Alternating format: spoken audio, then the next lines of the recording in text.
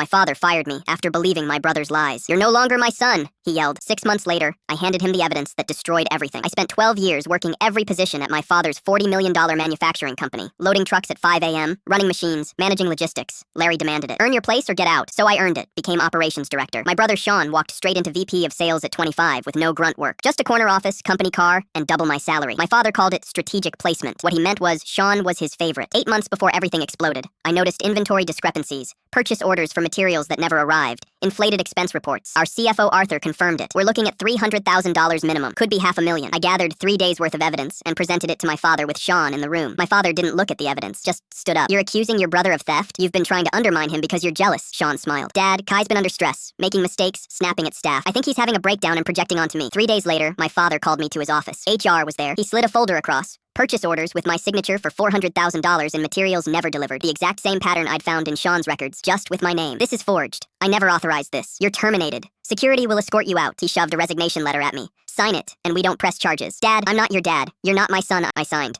Had no choice. I spent the next month sleeping in my car, then got a job stocking shelves for $12 an hour. But here's what didn't make sense. If I was the thief, why no charges? That's when I realized they couldn't afford a real investigation. Month 5, I got an email from Arthur. Just an attachment with 2 years of financial records, every discrepancy highlighted. "You were right. I'm sorry. Start here." 3 weeks later, Arthur showed up at my work with a flash drive. "Banking records. 3 years. Everything you need." I spent a month analyzing every transaction. The final number wasn't $300,000. It was $892,000. Sean had stolen $892,000 over 3 years through 217 separate transactions. I had proof. I called Connolly Manufacturing, a competitor that had wanted to buy Parker for years, showed their VP my evidence. "Parker's VP of sales has stolen $892,000 from the company. The owner doesn't know because it's his son." He read for 45 minutes. "This goes down. Your father loses everything. Your brother goes to prison. You good with that?" "Yeah, I'm good with it." Connolly hired me that day, then sent my father an acquisition offer with language about financial irregularities requiring investigation. He rejected it. They sent a second letter to his board of directors with the evidence. The outside investors demanded an audit. Forensic accountants found everything in 6 weeks. $982,000 traced directly to Sean. FBI grabbed him at the airport trying to flee to Cancun. Federal wire fraud, bank fraud, embezzlement. My father had a heart attack when the FBI showed up. Connolly offered $18 million for the company, 45% of previous value. "Take it or face bankruptcy." Arthur called from the hospital. My father wanted to see me.